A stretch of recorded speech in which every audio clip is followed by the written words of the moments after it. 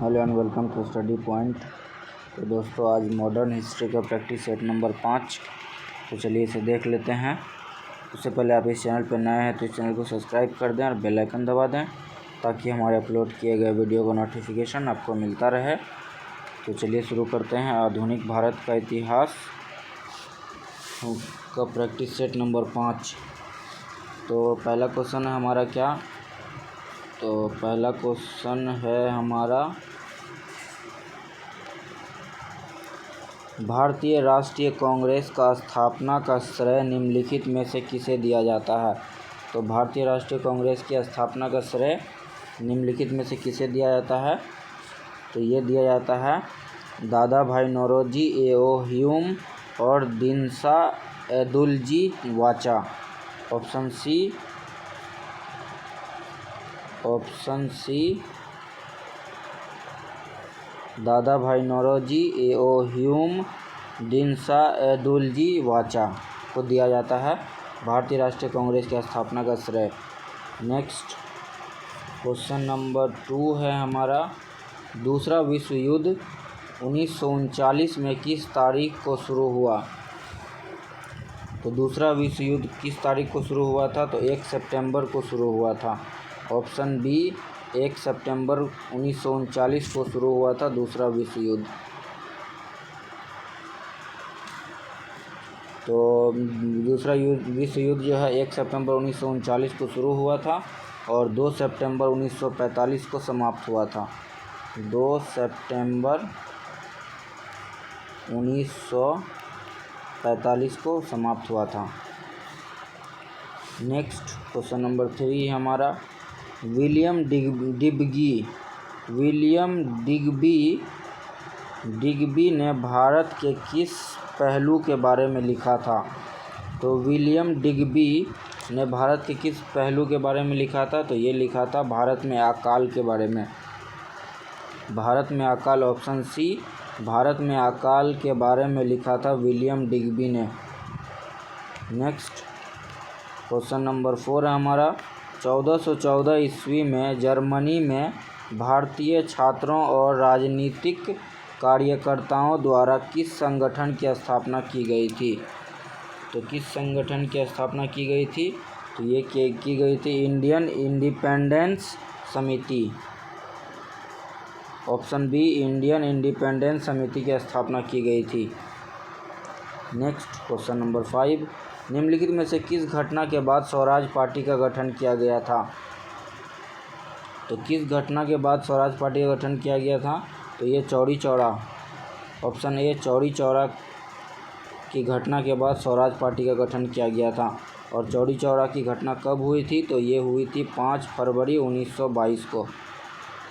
5 फरवरी 1922 को हुई थी चौरी चौरा की घटना।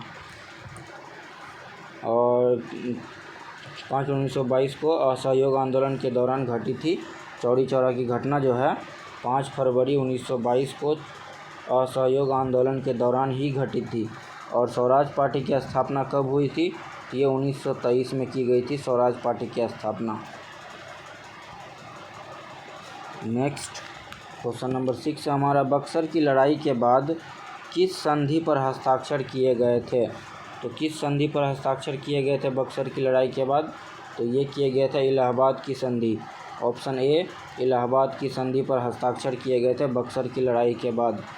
तो इलाहाबाद की संधि कब हुई थी? तो ये हुई थी 1765 में। 1765 में। और बक्सर की लड़ाई कब हुई थी? तो बक्सर की लड़ाई हुई थी 22 अक्टूबर 1764 को। 22 अक्टूबर 1764 को हुई थी बक्सर की लड़ाई। और ये लड़ी गई थी किसके किसके बीच? तो बक्सर की लड़ाई ब्रिटिश ईस्ट इंडिया कंपनी और बंगाल के नवाब, अवध के नवाब और मुग़ल सम्राट शाह आलम द्वितीय के बीच लड़ी गई थी। और इसी लड़ाई के बाद इलाहाबाद की संधि हुई थी 1765 में। और इलाहाबाद की संधि के साथ इस लड़ाई को समाप्त किया गया था। तो आंसर होगा इलाहाबाद की संधि, ऑप्शन ए।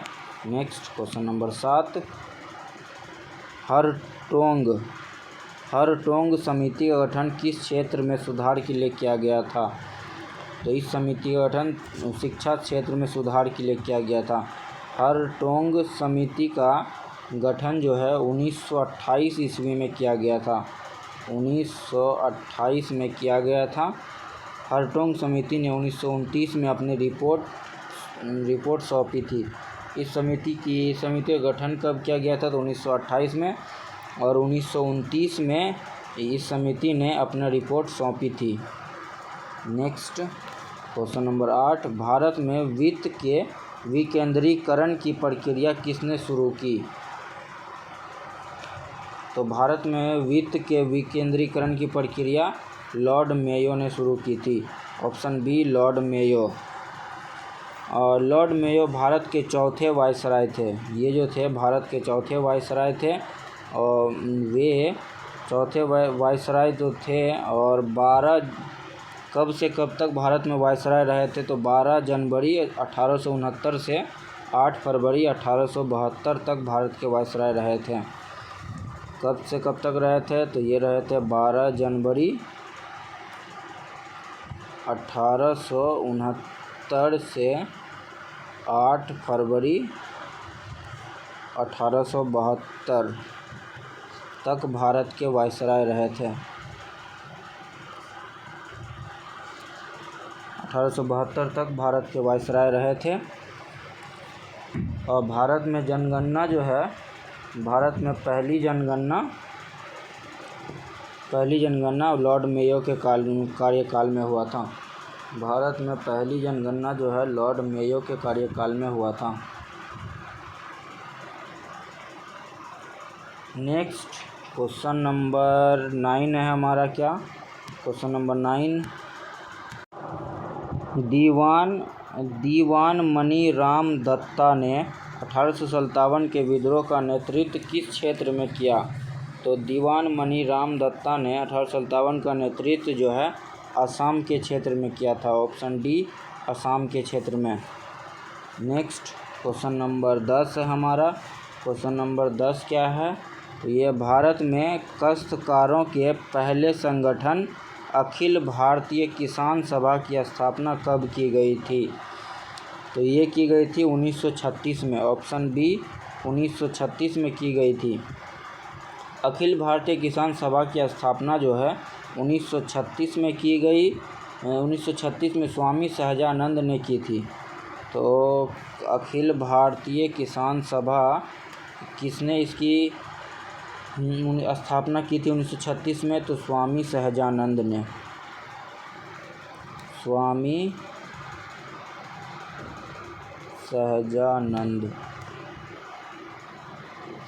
स्वामी सहजानंद ने की थी। नेक्स्ट क्वेश्चन नंबर 11 है, हाउस ऑफ कॉमन्स में चुने जाने वाले पहले भारतीय कौन थे? तो हाउस ऑफ कॉमन्स में चुने जाने वाले पहले भारतीय थे दादा भाई नौरोजी। ऑप्शन सी दादा भाई नौरोजी। दादा भाई नौरोजी लिबर्टी पार्टी की ओर से हाउस ऑफ कॉमन्स के सदस्य बने और वे 1892 से लेकर 1895 तक हाउस ऑफ कॉमन्स के सदस्य रहे थे। कब से कब तक रहे थे दादा भाई नौरोजी? तो 1892 से 1895 तक ये हाउस ऑफ कॉमन्स के सदस्य रहे थे। Next question number 12, India wins freedom नामक प्रसिद्ध पुस्तक किसने लिखी थी? तो किसने लिखी इंडिया विंस फ्रीडम? तो ये लिखी मौलाना अब्दुल कलाम आज़ाद। ऑप्शन बी मौलाना अब्दुल कलाम आज़ाद ने। इंडिया विंस फ्रीडम पुस्तक जो है स्वतंत्रता सेनानी मौलाना अब्दुल कलाम आज़ाद ने लिखा था। यह पुस्तक वर्ष 1959 ईस्वी में प्रकाशित हुई थी। ये पुस्तक 1959 में प्रकाशित हुई थी। नेक्स्ट क्वेश्चन नंबर 13 है हमारा। 13 क्या है? नाना साहेब ने 1857 के विद्रोह का नेतृत्व किस स्थान से किया? तो नाना साहेब 1857 के विद्रोह का नेतृत्व कानपुर से किया था। ऑप्शन सी कानपुर से। नेक्स्ट क्वेश्चन नंबर 14, 1857 के विद्रोह की शुरुआती संकेत किस प्रांत में दृश्यमान हुए थे? तो 1857 के विद्रोह की जो शुरुआती संकेत है किस प्रांत में दृश्यमान हुए थे? तो ये हुए थे बंगाल, बिहार और उड़ीसा में। ऑप्शन डी, बंगाल, बिहार और उड़ीसा में 1857 का विद्रोह जो है दृश्यमान हुए थे। नेक्स्ट क्वेश्चन नंबर 15, मूकनायक का प्रकाशन मुंबई में किसने किया था? तो मूकनायक का प्रकाशन मुंबई में भीमराव अंबेडकर ने किया था। ऑप्शन सी, भीमराव अंबेडकर ने। भीमराव अंबेडकर भारत के पहले कानून मंत्री थे। ये भीमराव अंबेडकर जो है भारत के पहले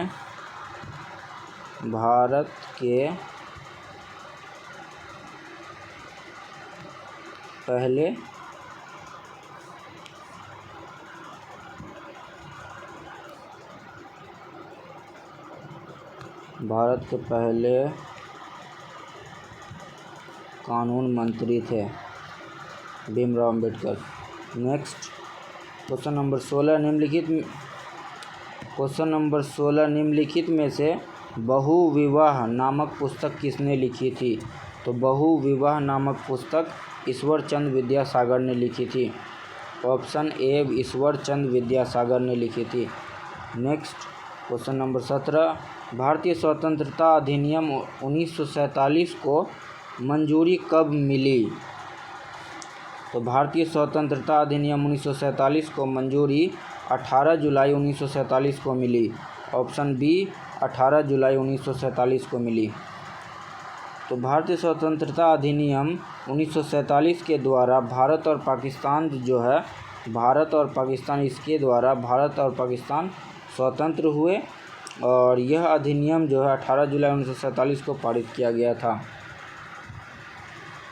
नेक्स्ट क्वेश्चन नंबर 18, भारत सरकार अधिनियम 1935 की विशेषताओं का अवलोकन कीजिए।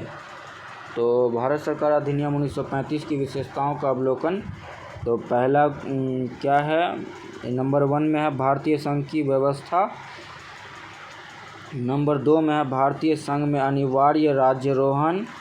और तीसरा है प्रांतों का आंशिक पुनर्गठन। तो इसमें प्रश्न ये कहता है कि उपरोक्त कथनों में से कौन सा कथन सही है? तो कौन सा कथन इसमें सही है? तो इसमें भारतीय संघ की व्यवस्था, ये कथन सही है। और दूसरा कथन है भारतीय संघ में अनिवार्य राज्यारोहण, ये कथन गलत है। और तीसरा कथन है प्रांतों का आंशिक पुनर्गठन, तो ये भी कथन सही है। तो प्रश्न के हिसाब से कथन 1 और कथन 3 सही है। तो ऑप्शन 1 और 3 किस में है? तो option number D, option D 1 और 3 सही है। इस अधिनियम को 24 जुलाई 1935 को पारित किया गया था। ये भारत सरकार अधिनियम जो है इसको कब पारित किया गया था? तो ये पारित किया गया था 24 जुलाई 1935 को पारित किया गया था। और यह अधिनियम 1 अप्रैल 1937 से लागू हुआ था। ये अधिनियम लागू कब से हुआ था? तो ये अधिनियम लागू हुआ था 1 अप्रैल 1937 से। 35 में इसे पारित किया गया और लागू किया गया 1 अप्रैल 1937 से। नेक्स्ट क्वेश्चन नंबर मिस्टेक हो गया नंबरिंग। तो क्वेश्चन नंबर 20 है, बंगाल के गवर्नर जनरल को भारत का गवर्नर जनरल किस अधिनियम के द्वारा बनाया गया? तो किस अधिनियम के द्वारा बनाया गया बंगाल के गवर्नर जनरल को भारत के गवर्नर जनरल? तो ये बनाया गया चार्टर अधिनियम 1833। ऑप्शन डी, चार्टर अधिनियम 1833 के तहत बंगाल के गवर्नर जनरल को भारत का गवर्नर जनरल बनाया गया। नेक्स्ट क्वेश्चन नंबर 21, 1857 के विद्रोह का सर्वाधिक प्रभाव किस राज्य में था? तो 1857 के विद्रोह का सर्वाधिक प्रभाव जो है अवध राज्य में था। अवध, ऑप्शन सी, अवध राज्य में था। 1857 के विद्रोह के दौरान जो है अवध अवध आंदोलन का प्रमुख केंद्र था। ये अवध जो है आंदोलन का प्रमुख केंद्र था। अवध का अधिग्रहण जो है भारत के गवर्नर जनरल लॉर्ड डलहौजी, इसका अधिग्रहण जो है लॉर्ड डलहौजी ने किया, डलहौजी द्वारा 1856 में किया गया था। लॉर्ड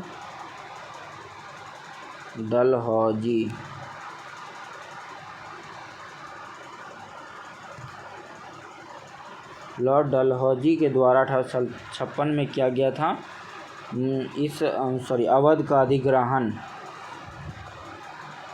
विद्रोह के दौरान बेगम हजरत महल ने अवध से नेतृत्व किया था। इसमें अवध में 1857 के विद्रोह का नेतृत्व किसने किया था? तो ये किया था बेगम हजरत महल ने। बेगम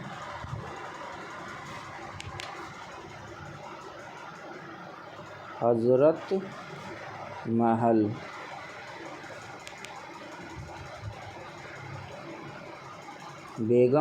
महल ने किया था 1857 के विद्रोह का नेतृत्व अवध में। नेक्स्ट क्वेश्चन नंबर 22 है हमारा। क्वेश्चन नंबर 22, पेशवा ने अंग्रेज़ों की सहायक गठबंधन किस संधि के द्वारा स्वीकार किया था? तो पेशवा ने अंग्रेज़ों की सहायक गठबंधन जो है बसाई की संधि के द्वारा स्वीकार किया था। ऑप्शन बी, बसाई की संधि। और बसाई की संधि पर 31 दिसंबर 1802 ईस्वी में बाजीराव द्वितीय और ब्रिटिश ईस्ट इंडिया कंपनी के द्वारा हस्ताक्षर किए गए थे। कब हुई थी ये बसाई की संधि? तो ये हुई थी 31 दिसंबर 1802 को। बाजीराव द्वितीय और ब्रिटिश ईस्ट इंडिया कंपनी के द्वारा ईस्ट इंडिया कंपनी के बीच हुई थी और यह संधि पूना की लड़ाई के बाद की गई थी। और ये संधि जो है बसाई की संधि पुणे की लड़ाई के बाद की गई थी। पुणे की लड़ाई के बाद की गई थी बसाई की संधि। और किनके बीच हुई थी? तो ये हुई थी बाजीराव द्वितीय और ब्रिटिश ईस्ट इंडिया कंपनी के बीच हुई थी। और ये कब हुई थी? तो 31 दिसंबर 1802 को हुई थी। नेक्स्ट क्वेश्चन नंबर 23, राष्ट्रीय विकास परिषद की स्थापना कब की गई थी? तो राष्ट्रीय विकास परिषद की स्थापना 6 अगस्त 1952 को की गई थी। ऑप्शन बी, 6 अगस्त 1952 को की गई थी। इस परिषद की अध्यक्षता जो है प्रधानमंत्री द्वारा की जाती है। इस राष्ट्रीय विकास परिषद की अध्यक्षता जो है प्रधानमंत्री द्वारा की जाती है।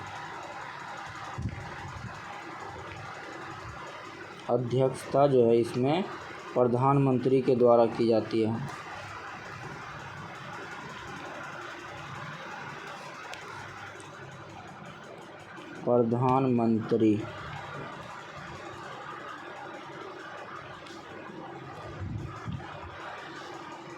प्रधानमंत्री के द्वारा की जाती है राष्ट्रीय विकास परिषद की अध्यक्षता। Next question number 24, Azad Hind फौज की स्थापना किस देश में की गई थी? तो आज़ाद हिंद फौज की स्थापना सिंगापुर में की गई थी। ऑप्शन बी, सिंगापुर में की गई थी। सुभाष चंद्र बोस और रास बिहारी बोस ने इंडियन इंडिपेंडेंस लीग और इंडियन नेशनल आर्मी मतलब आज़ाद हिंद फौज की स्थापना सिंगापुर में 1943 में की थी। कब की थी? 1943 में की थी। नेक्स्ट क्वेश्चन नंबर 25, निम्नलिखित में से किस आंदोलन की शुरुआत नमक कानून को तोड़ने से हुई थी? तो किस आंदोलन की शुरुआत हुई थी नमक कानून को तोड़ने से? तो ये हुई थी सविनय अवज्ञा आंदोलन। ऑप्शन बी, सविनय अवज्ञा आंदोलन। महात्मा गांधी ने 12 मार्च 1930 को साबरमती से यात्रा शुरू की। यह यात्रा जो है 6 अप्रैल 1930 को दांडी नामक स्थान पर हुई। गांधी जी ने दांडी में नमक बनाकर ब्रिटिश सरकार के नमक कानून को तोड़ा था। नमक कानून जो तोड़ा था ये कब मतलब कि सविनय अवज्ञा आंदोलन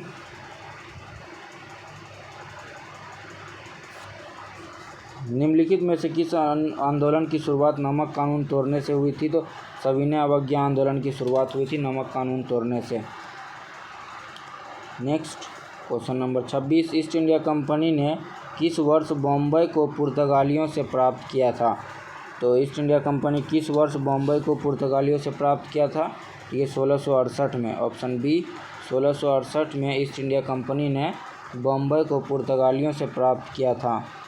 नेक्स्ट क्वेश्चन नंबर 27 है हमारा, निम्नलिखित में से किस राज्य ने अंग्रेज़ों को मुक्त व्यापार के लिए सुनहरा फरमान जारी किया? तो किस राज्य ने अंग्रेज़ों को मुक्त व्यापार करने के लिए सुनहरा फरमान जारी किया? तो ये था गोलकुंडा। Option C Golconda.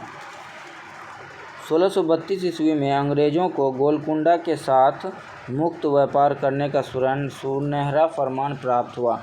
कब हुआ था? तो ये फरमान 1632 में प्राप्त हुआ था। अंग्रेज़ों को गोलकुंडा के साथ मुक्त व्यापार करने का सुनहरा फरमान प्राप्त हुआ था और इसके लिए शुल्क जो है 500 पैगोडा प्रति वर्ष होता था। शुल्क जो है 500 पैगोडा प्रति वर्ष लिया जाता था। 500 पैगोडा प्रति वर्ष लिया जाता था। नेक्स्ट क्वेश्चन नंबर 28, मुस्लिमों के लिए अलग मतदाता दल के लिए किस कांग्रेस अधिवेशन को जाना जाता है? तो ये जाना जाता है लखनऊ अधिवेशन 1916। ऑप्शन सी लखनऊ अधिवेशन 1916 में मुस्लिमों के लिए अलग मतदाता दल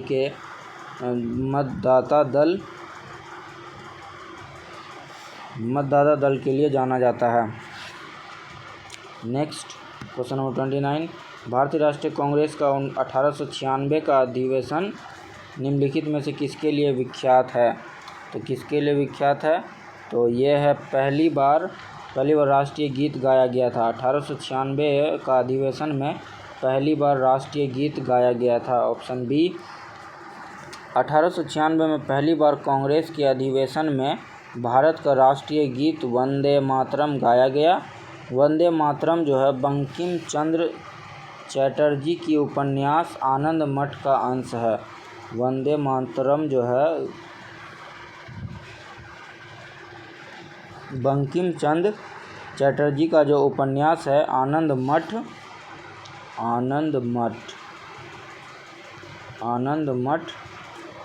इसका अंश है और यह 1937 तक भारत का राष्ट्रीय गान रहा था। 1937 तक 1896 से 1937 तक भारत का राष्ट्रीय गान बना रहा था वंदे मातरम।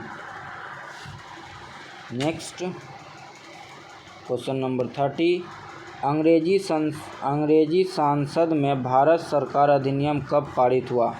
तो अंग्रेजी संसद में भारत सरकार अधिनियम कब पारित हुआ? तो ये 1858 में पारित हुआ। ऑप्शन सी 1858 में अंग्रेजी संसद में भारत सरकार अधिनियम पारित हुआ। तो दोस्तों आज मॉडर्न हिस्ट्री का प्रैक्टिस सेट नंबर 5 कंप्लीट हुए, जो कि सभी एग्ज़ामों के लिए बहुत ही महत्वपूर्ण है।